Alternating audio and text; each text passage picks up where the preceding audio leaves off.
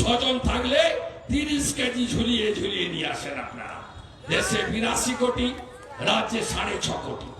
এখন প্রমাণ হলো 100 দিনের টাকা, 100 দিনের কাজ সব কেন্দ্রে মোদী বাবুর, ভারত সরকারের।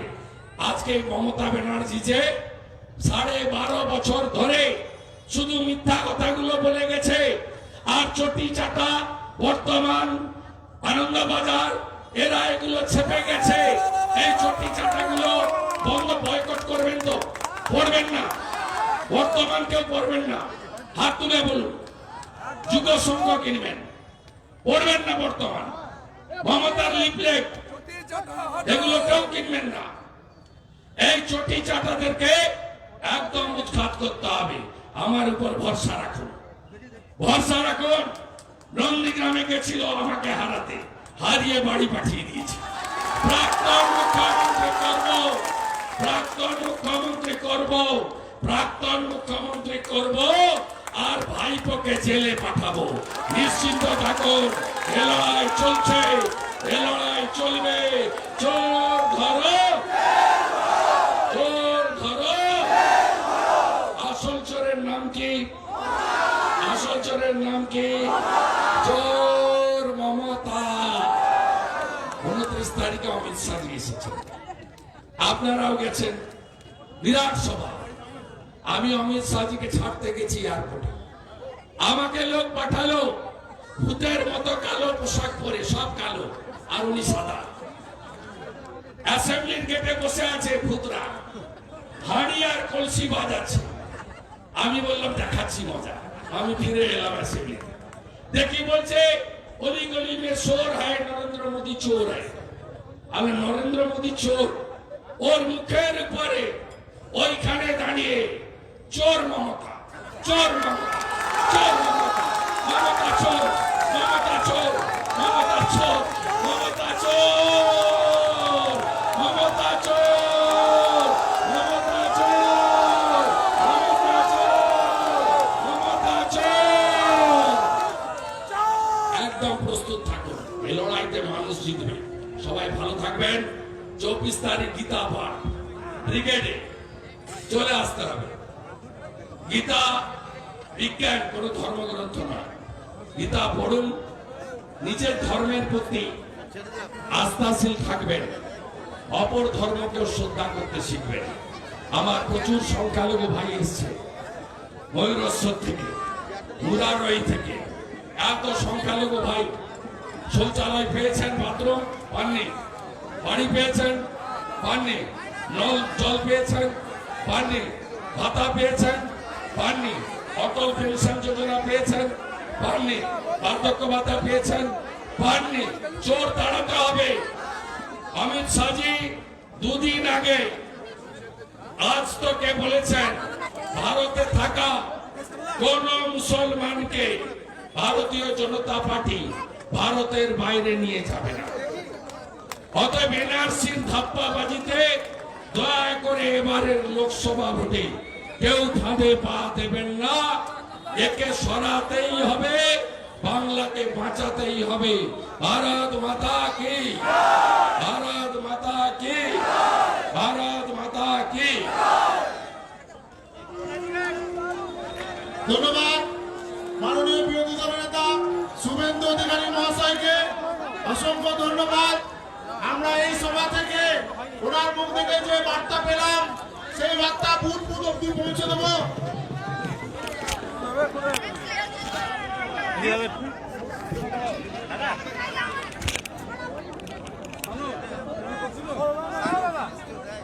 এটা রেখে দাও তো, এটা রেখে দাও তো। হ্যালো,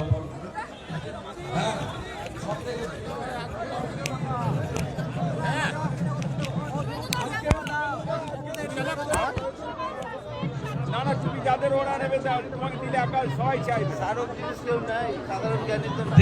দেখ কেমন লাগে। পশ্চিমবঙ্গ বিধানসভা থেকে গতবারে ভারতীয় জনতা পার্টি আমি সহ 7 জনকে 5.5 মাস বাইরে রেখেছি। এবারেও শীতকালীন অধিবেশনে বাইরে রেখেছি। একটু বাজনা বন্ধ এক করবেন। যাত্রায় পৃথক ফল হয় না, এক যাত্রায় পৃথক ফল হয় না। আমরা কিছু না করে আমাদের বাইরে পাঠিয়েছি, আর এরা অসভ্যতামি করেছে তাই বাইরে গেছে।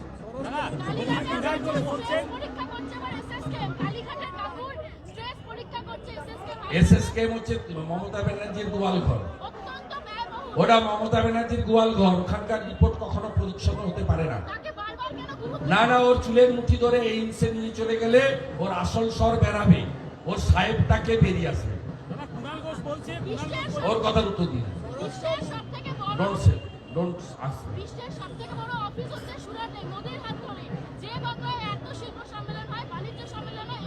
এ রাজ্যের নেতৃপটে শিল্প ভাগান গুজরাটে, তৈরি হওয়া কারখানাকে ডিনামাইট দিয়ে উড়িয়েছেন সিঙ্গুরে।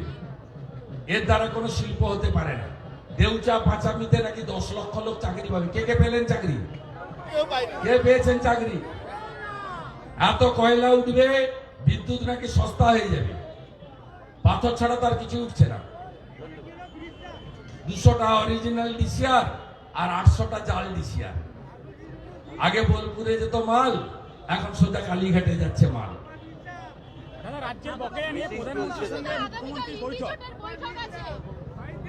ওটা শোকসভা হবে।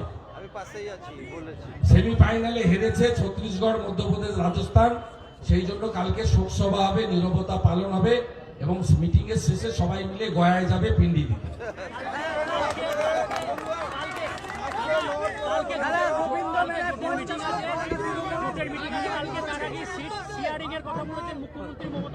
যা পারে করুন, যত যা খুশি করতে বলুন। 400 সিট নিয়ে নরেন্দ্র মোদী আছে, 400 লিখে রাখুন, রেকর্ড করে রাখুন। প্রধানমন্ত্রীর সঙ্গে বৈঠকের আগে আজকে মুখ্যমন্ত্রী একটি রণকৌশল ঠিক করে বৈঠক করেছেন, কি বলছেন? প্রধানমন্ত্রীর সঙ্গে বৈঠকের আগে কি রণকৌশল? ও তো পিসি ভাইপোর পার্টি, ওর তো কোম্পানি, তার আবার রণকৌশলের কি আছে? আপনি আমার থেকে বেশি জানেন না, 21 বছর ছিলাম ওখানে। কেউ কথা বলে না, পিসি তার ব্যাগ থেকে একটা করে বের করে পড়ে আর সবাই বলে হ্যাঁ দিদি, হ্যাঁ দিদি, হ্যাঁ দিদি, যা বলেছেন না। অধীর চৌধুরী বলেছে যাদেরকে বের করে দিয়েছে সংসদের স্বরাষ্ট্রমন্ত্রীর বিবৃতি, এই যে সাংসদদেরকে বের করে দিয়েছে, অধীর চৌধুরীকে বহরমপুরের লোক ঠিক সাইজ করবে। ও যা যা করছে, চোর মহুয়াকে নিয়ে যেভাবে নাচানাচি, ও সাইজ হয়ে যাবে বহরমপুর, কিছু করতে হবে।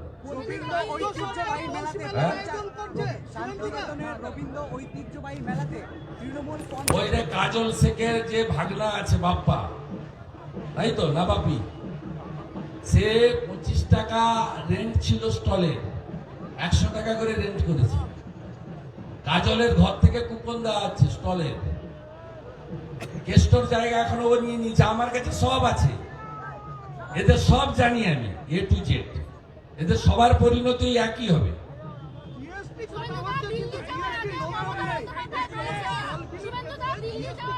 কোথাও জিএসটি জমা পড়ে না।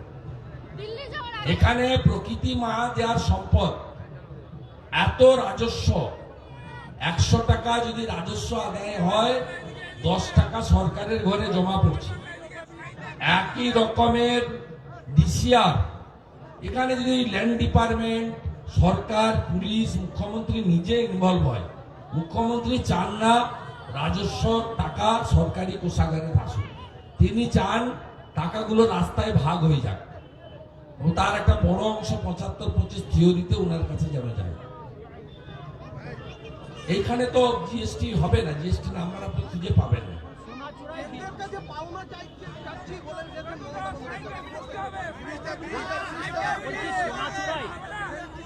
সোনাচূড়ায় বিজেপির বুথ সভাপতিকে গ্রেফতার করেছে পুলিশ, তৃণমূলকে মারার জন্য। কি বলছেন? মিথ্যা মামলা। আগামীকাল ওই থানাতে বিজেপির নির্বাচিত পঞ্চায়েত সদস্যরা ধর্ণা দেবে। আজকেও প্রতিবাদ হয়েছে স্থানীয় স্তরে, কালকে ধর্ণা দেবে। মিথ্যা মামলার বিরুদ্ধে যেখানে যেতে হয় যাব, আমার পুরোটাই নজরে আছে।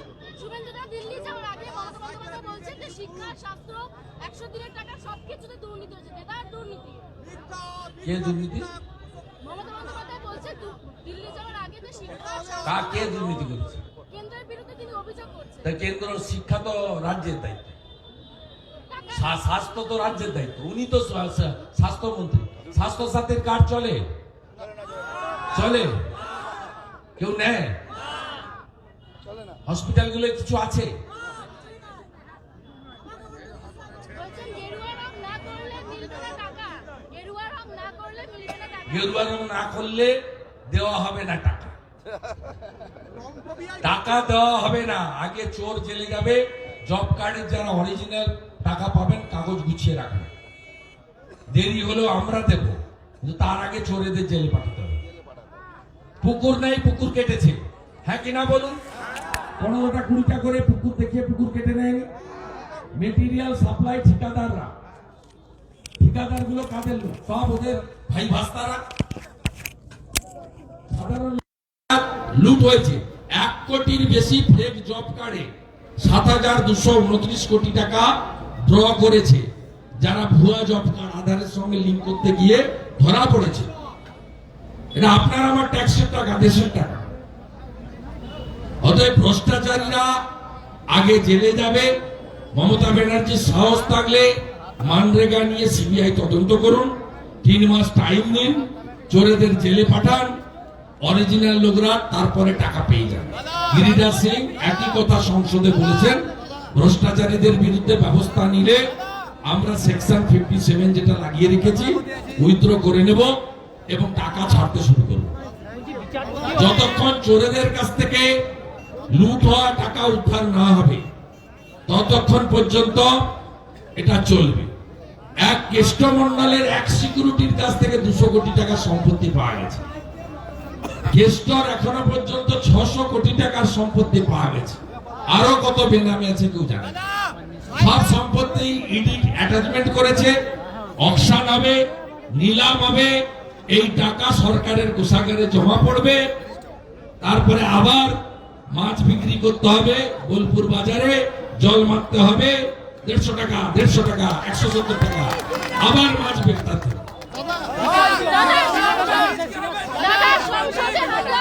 ভয়ঙ্কর ষড়যন্ত্র। এটা শুধু অমৃতা সিনহা নয়, মিস্টার বিন্দালের সময় থেকে হচ্ছে। এই সরকার করছে, সিআইডি পুলিশ করছে, ভাইপোর নির্দেশে করছে, মমতা ব্যানার্জির সম্মতিতে হচ্ছে। সুপ্রিম কোর্টের উচিত হস্তক্ষেপ করা। অশোক চন্দ্র মহোদয় বিচারপতির বিরুদ্ধে হয়েছে, রাজশেখর মাতা মহোদয় মহামান্য বিচারপতির বাড়িতে পোস্টার ফেলেছে, একজনও গ্রেপ্তার হয়নি। অমৃতা সিনহা মাননীয় বিচারপতি, তার সিকিউরিটি পর্যন্ত উইথড্র করা হয়েছে। আপনাকে আমি উদাহরণ দিয়ে বলছিলাম, রাহুল গান্ধীর মেম্বারশিপ চলে গেছিল কনভিকশনের জন্য লোয়ার কোর্টে, হাইকোর্টে রাহুল গান্ধী হেরেছিল, সুপ্রিম কোর্টে জিতেছেন, আবার মেম্বারশিপ ফিরে পেয়েছেন। একটা বিজেপি কর্মী, নেতা, মন্ত্রী, সাংসদের নাম বলুন যারা সুপ্রিম কোর্টকে, বিচার ব্যবস্থাকে যে রায় দিয়েছেন বিচারপতিকে আক্রমণ করেছে। বিচার ব্যবস্থা হচ্ছে আমাদের সংবিধানের মেন পিলার। এখানে স্টেট স্পন্সর টেররিজম চলছে হাইকোর্টে বিচারপতিদের বিরুদ্ধে। লোয়ার কোর্টের বিচারপতিদের তো কার্যত এরা ভয় দেখিয়ে পুলিশ দিয়ে শুইয়ে দিয়েছে। এখনো হাইকোর্টের একটা বড় অংশ মানুষকে জাস্টিস দেওয়ার চেষ্টা করছেন, বেকার যুবকদের ত্রাতা হিসেবে ভূমিকা নিয়েছেন এবং করাপশনকে, দুর্নীতিকে উপড়ে ফেলতে চাইছেন, ডেমোক্রেসিকে রেস্টোর করতে চাইছেন। সেই কারণে সম্মানীয় বিচারপতিদের শুধু আক্রমণ নয়, তাদের বাড়িতেও আক্রমণ হয়েছে এবং এটা সম্পূর্ণ false, fabricated, politically motivated by the Mamata Banerjee. দাদা যখন সংসদের ঘটনায় বাংলাদেশ সংসদের ঘটনায়